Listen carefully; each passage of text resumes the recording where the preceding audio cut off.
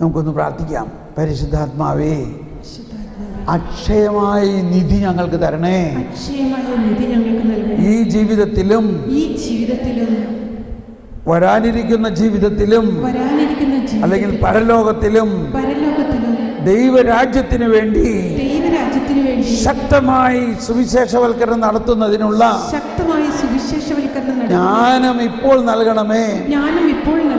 ഞങ്ങൾക്കും ഞങ്ങളുടെ ശുശ്രൂഷ മേഖലകളിലും ഈ നിധി ഞങ്ങളിൽ തുറക്കണമേ. Praise the Lord. ഇനി പെട്ടെന്ന് അതിൻ്റെ ബാക്കി ഭാഗം ഒന്ന് എടുത്തോട്ടെ.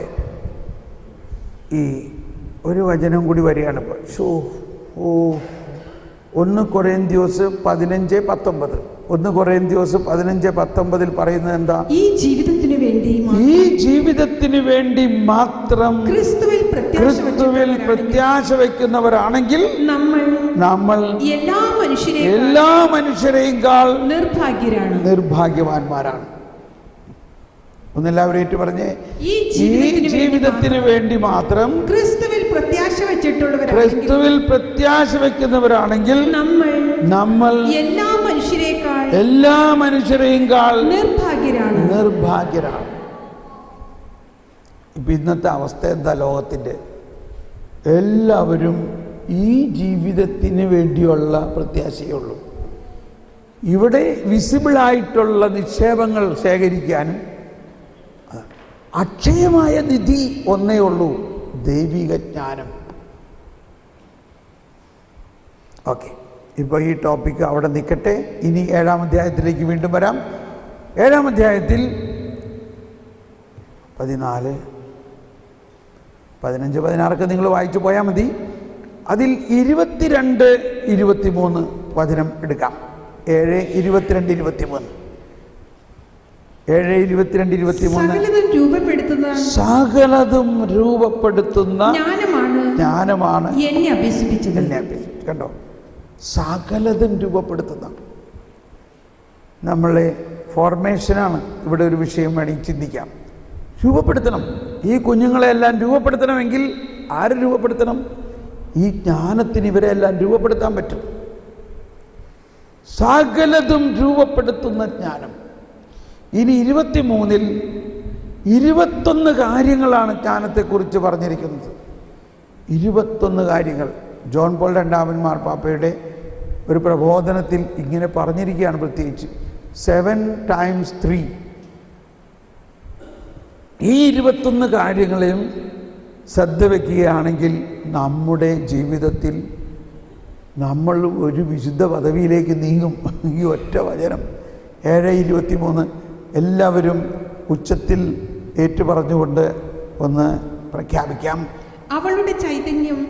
അവളുടെ ചൈതന്യം വിവേകമുള്ളതും വിശുദ്ധവും അതുല്യവും ബഹുമുഖവും സൂക്ഷ്മവും ചലനാത്മകവും സ്പഷ്ടവും നിർമ്മലവും വ്യതിരിക്തവും ക്ഷതമേൽപ്പിക്കാനാവാത്തതും നന്മയെ സ്നേഹിക്കുന്നതും തീഷ്ണവും അപ്രതിരോധ്യവും ഉപകാരപ്രദവും ആർദ്രവും സ്ഥിരവും ഉത്കണ്ഠയിൽ നിന്ന് മുക്തവും സർവശക്തവും സകലത്തെയും നിയന്ത്രിക്കുന്നതും ബുദ്ധിയും നൈർമല്യവും സൂക്ഷ്മതയുമുള്ള ചേതനകളിലേക്ക് ചുഴിഞ്ഞിറങ്ങുന്നതും ആകുന്നു. ഇനി തുറന്നുകൂടി വായിക്കാൻ 2 വചനം. എല്ലാ ചലനങ്ങളെയും ചലനാത്മകമാണ് ജ്ഞാനം.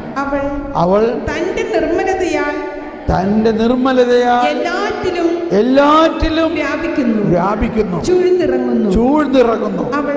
അവൾ ദൈവശക്തിയുടെ ശ്വാസവും സർവശക്തന്റെ മഹത്വത്തിന്റെ ശുദ്ധമായ നിസ്സരണവുമാണ്. മലിനമായ ഒന്നിനും അവളിൽ പ്രവേശനമില്ല. നിത്യ തേജസ്സിന്റെ പ്രതിഫലനമാണ് ദൈവത്തിന്റെ പ്രവർത്തനങ്ങളുടെ നിർമ്മല ദർപ്പണം, അവിടുത്തെ പ്രതിരൂപം. അടുത്തത് ഏകയെങ്കിലും സകലതും അവൾക്ക് സാധ്യമാണ്. മാറ്റത്തിന് അധീനയാകാതെ അവൾ സകലതും നവീകരിക്കുന്നു. ഓരോ തലമുറയിലുമുള്ള വിശുദ്ധ ചേതനകളിൽ പ്രവേശിക്കുന്നു. അവരെ ദൈവമിത്രങ്ങളും പ്രവാചകരുമാക്കുന്നു. ദൈവം എന്തിനേയും കാളുപരി ജ്ഞാനികളെ സ്നേഹിക്കുന്നു. Price the Lord.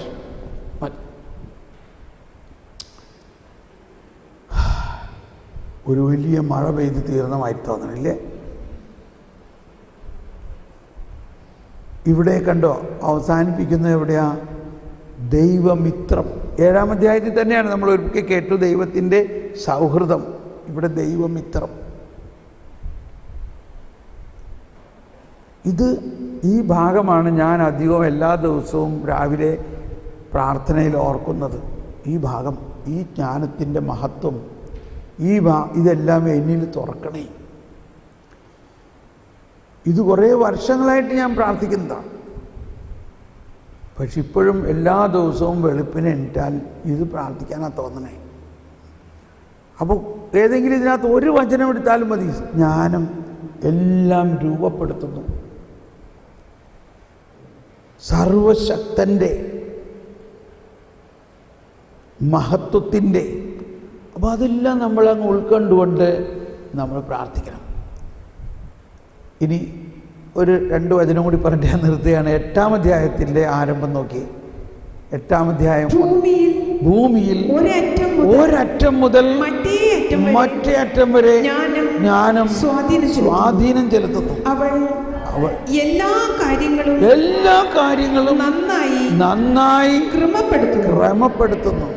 അപ്പം നമുക്ക് എവിടെയെങ്കിലും ചെല്ലുമ്പോൾ ഒരു ക്രമക്കേടുണ്ടെങ്കിൽ ഉടനെ ആ ക്രമക്കേടിനെ പരിഹരിക്കാൻ നമ്മൾ വലിയ അഭ്യാസമൊന്നും നടത്തണ്ട. തൽക്കാലം മിണ്ടണ്ട. എന്നിട്ട് ആ ചാപ്പലിൽ പോയിരുന്നിട്ട്, കർത്താവേ, ജ്ഞാനമേ, ഈ സാഹചര്യത്തെ നീ ക്രമപ്പെടുത്തണേ. എൻ്റെ ബുദ്ധി കൊണ്ട് ഇതിനെ ക്രമപ്പെടുത്തുന്നതിൽ നല്ലത് ജ്ഞാനമാണ് സകലതും രൂപപ്പെടുത്തുന്നതും സകലവും എന്ന് പറഞ്ഞുകൊണ്ട് ഒരു ദിവസം ഒന്നും മിണ്ടാതിരിക്കാൻ നോക്ക്. പിറ്റേ ദിവസം എല്ലാം ക്രമമായിട്ട് കാണും. ഒന്ന് ടേസ്റ്റ് ചെയ്ത് നോക്കുന്നു.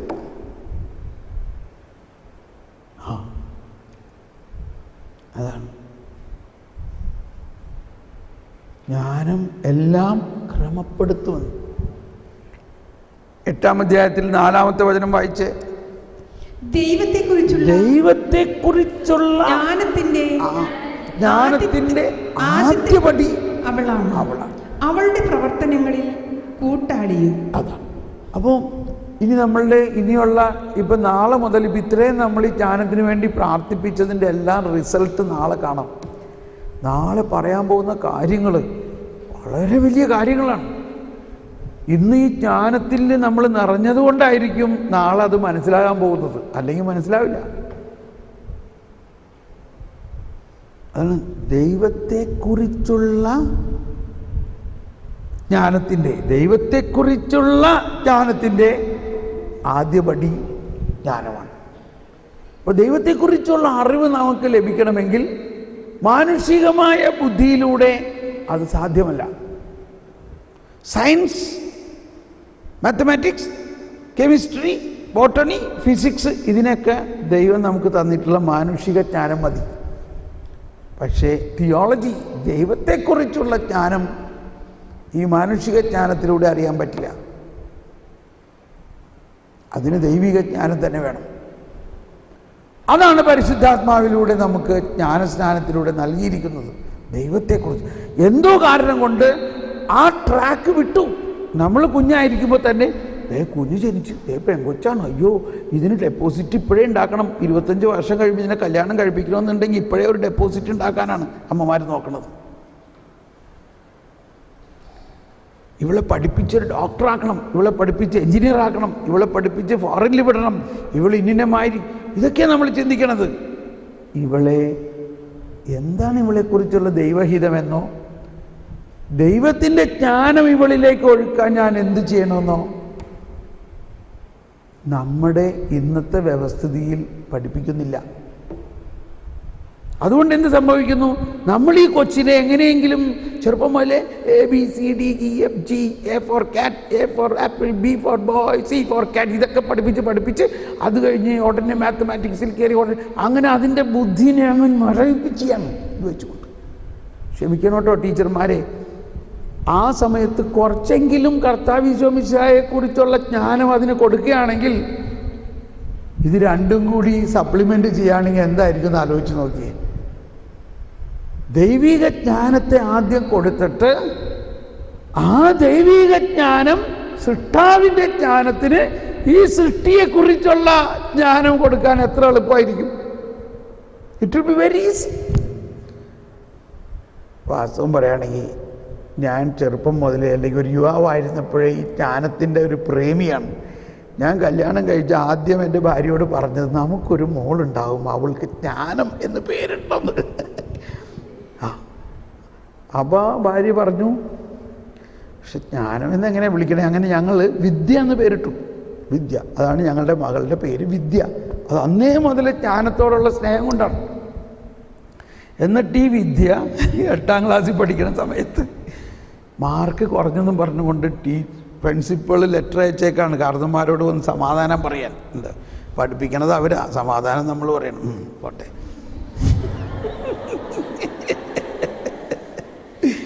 അപ്പോൾ എന്തിനു പറയണു? വത്സ ഒരു ദിവസം വന്നേക്കാണ്, ഇതാ നിങ്ങളുടെ മോള് ജ്ഞാനത്തിൻ്റെ റിസൾട്ട് കണ്ടില്ലേ? അപ്പോൾ വത്സ പറഞ്ഞു, ഞാൻ പോകില്ല, ഞാൻ പ്രിൻസിപ്പലിൻ്റെ അടുത്തൊന്നും പോകാൻ പറ്റില്ല, നിങ്ങൾ പോയിട്ട് സമാധാനം പറഞ്ഞോ. ഞാൻ പറഞ്ഞു, ഞാൻ പോയിക്കോളാം, എനിക്ക് പോകാതിരിക്കാൻ പറ്റുമോ? I am the father, I am responsible. അപ്പോൾ പ്രിൻസിപ്പൾ സിസ്റ്റർമാരൊക്കെ തന്നെയാണ് കേട്ടോ. അവിടെ ചെന്ന് അപ്പോൾ ഇവള് നന്നായിട്ട് ഹാർഡ് വർക്ക് ചെയ്യുന്നുണ്ട്.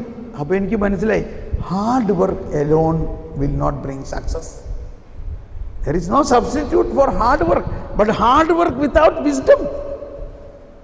അപ്പോൾ ഞാൻ പറഞ്ഞു, എനിക്ക് ശരിക്കും മനസ്സിലാവുന്നുണ്ട്, അവൾ രാവിലെ എനിക്ക് പഠിക്കണു, രാത്രി പഠിക്കണു, ഇതൊക്കെ ചെയ്യുന്നുണ്ട്, പക്ഷേ മാർക്ക് കിട്ടുന്നില്ല, മെമ്മറി കിട്ടുന്നില്ല എന്തോ. ഞാൻ പറഞ്ഞു, നമുക്ക് ഒരാഴ്ച സ്കൂളിൽ നിന്ന് പോയിട്ടൊരു ധ്യാനം കൂടാൻ പോകുകയാണെങ്കിൽ കാര്യം ശരിയാവുന്നു. ഇതും പറഞ്ഞുകൊണ്ട് പ്രിൻസിപ്പലിൻ്റെ അടുത്ത് അത് പോയിട്ടിൻ്റെ കുറേ വഴക്ക് കിട്ടി. ആ കൊച്ചിപ്പം തന്നെ അതിന് മാർക്ക് കിട്ടാനില്ല, ഇനി ഒരാഴ്ച സ്കൂൾ വിട്ടാണെങ്കിൽ എന്തായിരിക്കും അവസ്ഥ? How can you say this? എന്നെ അങ്ങ് വഴക്ക് പറഞ്ഞു. പക്ഷെ എനിക്ക് ഭയങ്കര ക്ലിയർ ആയിരുന്നു, അവൾക്കിപ്പോൾ വേണ്ടത് പരിശുദ്ധാത്മാവിനെ കുറിച്ചുള്ള ധ്യാനം കൂടി ദൈവജ്ഞാനം കൊണ്ട് നിറയാണെങ്കിൽ അവൾ സക്സസ് ആവുമെന്ന് എനിക്ക് ഭയങ്കര ക്ലിയർ ആയിരുന്നു. ഞങ്ങൾ ബോംബെയിലാണെന്ന്. അപ്പം ഞാൻ കുറേ പറഞ്ഞിട്ടും സിസ്റ്റർ കേൾക്കണില്ല, സമ്മതിക്കണില്ല. അവസാനം ഞാനിത്തിരി സ്ട്രോങ് ആയിട്ട് പറഞ്ഞു. ഞാൻ പറഞ്ഞു, sister remember, I am the father of the child. എന്നാ കൊണ്ടുപോ, എന്ത് വേണം ചെയ്യും. മനസ്സിലായോ? അങ്ങനെ ഞാൻ ഒരു യുദ്ധം ചെയ്തിട്ടാണ് ഒരാഴ്ചത്തേക്ക്. അവരുടെ ലോജിക്ക് ശരിയാണ്, ഇത്രയും പുവർ പെർഫോമൻസ് ഉള്ള കൊച്ച് ഒരാഴ്ച സ്കൂൾ വിട്ടു നിന്നാൽ ആകെ പോവും, ഇതാണ് ലോജിക്ക്. പക്ഷേ ഞാൻ പറയണത് പരിശുദ്ധാത്മാവിൻ്റെ ജ്ഞാനം കിട്ടിയാൽ അതെല്ലാം കോമ്പൻസേറ്റ് ആവും. അങ്ങനെ ഞാൻ അവളെ ധ്യാനം കൂട്ടിച്ചു. ഞാൻ അവളോട് പറഞ്ഞു, പരിശുദ്ധാത്മാവിനെ കുറിച്ചാണ് ധ്യാനം, നീ വേറെ ഒന്നിനു വേണ്ടി പ്രാർത്ഥിക്കണ്ട, ജ്ഞാനത്തിന് വേണ്ടി മാത്രം പ്രാർത്ഥിക്കുക. എന്തിനു പറയണു? അത് കഴിഞ്ഞതോടെ അടുത്ത എക്സാം കംപ്ലീറ്റ് വ്യത്യാസം. അവളങ്ങ് എക്സൽ ചെയ്തു. Price the Lord. അതിനുശേഷം അവൾ വളരെ പ്രത്യേക ഒരു ട്രാക്കിലാണ്. ഇന്ന് അവളൊരു തിയോളജിയനാണ്. നമ്മുടെ കത്തോലിക്ക സഭയിൽ ലേഡി തിയോളജിയൻസ് അധികമൊന്നുമില്ല. ഇവൾ one of the lady theologians ആണ്. അവളുടെ ഭർത്താവും ഒരു തിയോളജിയനാണ്. വേറെ ഒരു രീതിയിലേക്ക് കർത്താവ് നയിച്ചു. അപ്പോൾ നമ്മുടെ കുട്ടികളെ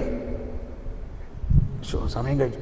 ഞാൻ മൈസൂർ ഒരു സിസ്റ്റേഴ്സ് ഞാൻ അവിടെ ആയിരിക്കുമ്പോൾ സിസ്റ്റർമാരെന്നെ വിളിച്ചു, ബ്രദറെ ഒന്ന് ഞങ്ങളുടെ 10ാം ക്ലാസ്സിലെ പിള്ളേർക്ക് വേണ്ടി ഒന്ന് പ്രാർത്ഥിക്കാൻ വരണം, പരീക്ഷ ആകുമ്പോൾ. ഞാൻ പറഞ്ഞു വരാം. വരുമ്പോൾ പറഞ്ഞു ഇതേ ഇവിടെ ഭയങ്കര BJP-കാരൊക്കെ ഉള്ള സ്ഥലമാണ്, അതുകൊണ്ട് യേശു എന്നുള്ളത് പറയണ്ട, അല്ലാണ്ട് പ്രാർത്ഥിച്ചാൽ മതി എന്ന് പറഞ്ഞു. ഞാൻ പറഞ്ഞു അതെങ്ങനെയാണ് യേശു എന്ന് പറയാണ്ട് പ്രാർത്ഥിക്കണേ? അവൻ വിഷമിക്കണ്ട, ഞാനത് വേണ്ടമായിട്ട് കൈകാര്യം ചെയ്തോളാന്ന് പറഞ്ഞു. ഇല്ലില്ല, ഞങ്ങൾക്ക് കല്ലേറ് കൊള്ളും, പേടിച്ചിരിക്കുകയാണ് സിസ്റ്റർമാർ. എനിവേ ഞാൻ അവിടെ ചെന്നു. ഞാൻ പറഞ്ഞു ഒന്നും പറയൂല എന്ന് പറഞ്ഞു. ഞാൻ യേശു എന്ന് പറയൂല എന്ന് തന്നെ പറഞ്ഞു ഞാൻ, അല്ലെങ്കിൽ എന്നെ കേട്ടില്ല. അവിടെ ചെന്നപ്പോൾ ഇതേമാതിരി വലിയൊരു ഹാളിൽ 10ാം ക്ലാസ്സിലെ കുട്ടികളെല്ലാം വന്നപ്പോഴേക്കും 9ാം ക്ലാസ്സുകാർ പറഞ്ഞു ഞങ്ങൾക്ക് കൂടി വേണ്ടി പ്രാർത്ഥിക്കണം, ഞങ്ങൾ അടുത്ത വർഷം 10ാം ക്ലാസ്സിലേക്ക് പോകാണല്ലോ. അപ്പോൾ അവരും വന്നു. അപ്പോൾ 8ാം ക്ലാസ്സുകാർ പറഞ്ഞു ഞങ്ങൾ ഹൈസ്കൂളാണ്, ഞങ്ങൾക്ക് വേണ്ടി പ്രാർത്ഥിക്കണം. അപ്പോൾ എന്ത് സംഭവിച്ചു? 250 750 കുട്ടികൾ ഇവരെല്ലാവരും വന്നേക്കണു. അപ്പോൾ അവരുടെ ടീച്ചർമാരോ അവരും വന്നു, സിസ്റ്റർമാരോ അവരും വന്നു. ഞാൻ നോക്കിയപ്പോൾ നല്ല ഒരു ചാൻസ് കർത്താവിനെ പ്രഘോഷിക്കാൻ. പക്ഷേ എന്നോട് പറഞ്ഞേക്കണേ എന്താ, യേശു എന്നുള്ള പേര് അധികമൊന്നും പറയണ്ടെന്നാണ് പറഞ്ഞേക്കണേ. ഞാൻ പറഞ്ഞില്ല. ഞാൻ എന്ത് ചെയ്തെന്നറിയാമോ? ഞാൻ ഒരു ക്രൂശിത രൂപം എടുത്ത് പൊക്കിയിട്ട് പറഞ്ഞു ഇതാരാ എന്ന് ചോദിച്ചു. അപ്പോൾ അവരെല്ലാവരും എന്ത് പറഞ്ഞു? യേശു എന്ന് പറഞ്ഞു. ഞാൻ പറഞ്ഞോ? ഞാൻ പറഞ്ഞേയില്ല. ഞാൻ ആ രൂപം എടുത്ത് പൊക്കിയപ്പോൾ ഇതാരാന്ന് ചോദിച്ചപ്പോൾ കുട്ടികളെല്ലാവരും കൂടി യേശു ഒറ്റ ഉച്ചരി പറഞ്ഞു. ഈ യേശു ആരാണ്? ദൈവപുത്രനാണെന്ന് കണ്ടോ അവർ പറയും. ഈ യേശു ദൈവപുത്രനാണ്. ശരി, നിങ്ങളാരാ? ഞങ്ങൾ ദൈവമക്കളാണ്. അപ്പോൾ നിങ്ങൾ ദൈവമക്കളാണ്, യേശു ദൈവപുത്രനാണെങ്കിൽ ഈ ദൈവപുത്രനായ യേശു നിങ്ങളുടെ ആരാ? ഞങ്ങളുടെ സഹോദരനാണ്. ഒക്കെ അവരെ പറയണേ, മനസ്സിലായോ? ഈ സഹോദരൻ, നിങ്ങളുടെ സഹോദരൻ ഇങ്ങനെ നഗ്നനായതും ഈ ചോരയിൽ കിടക്കണതും കണ്ടിട്ട് നിങ്ങൾക്ക് എന്താ തോന്നണേ? പിള്ളേരങ്ങ് കരയാൻ തുടങ്ങി.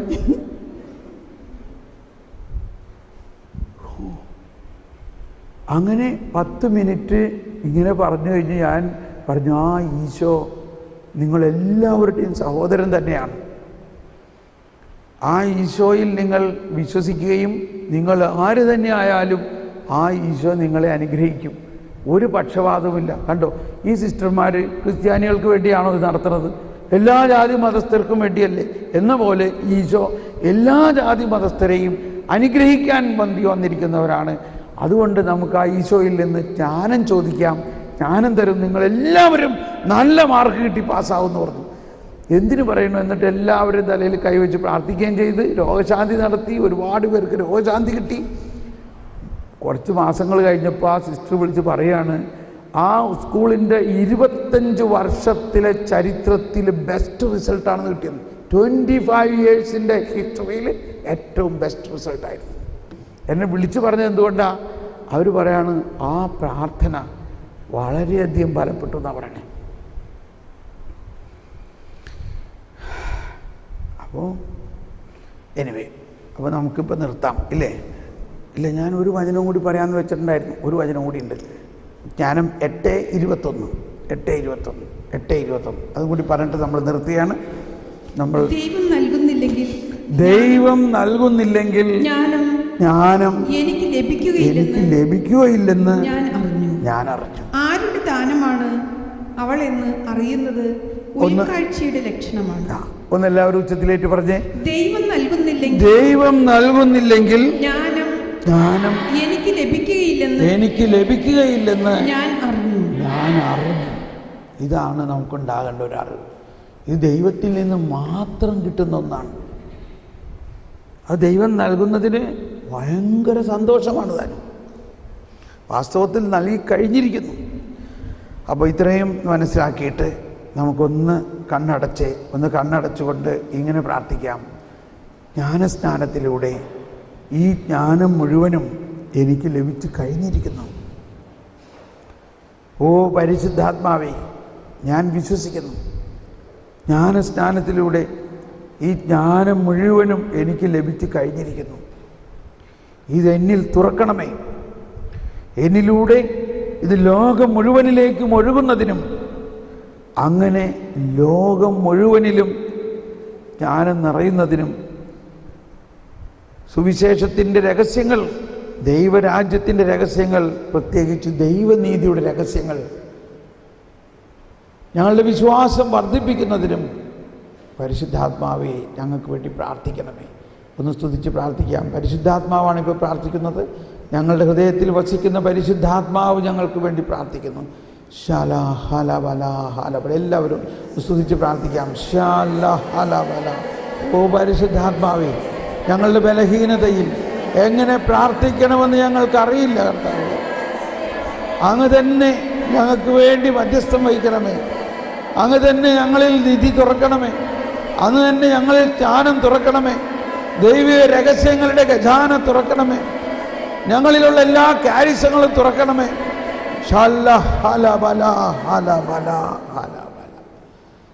Price the Lord. നമുക്കുടനെ തന്നെ നിങ്ങൾക്ക് നൈറ്റ് പ്രെയർ ആരംഭിക്കാം. അതിനുശേഷം ഭക്ഷണത്തിന് ശേഷം 8:30 എല്ലാവരും ആരാധനയ്ക്കായിട്ട് ഇവിടെ എത്തുന്നു. Thank you.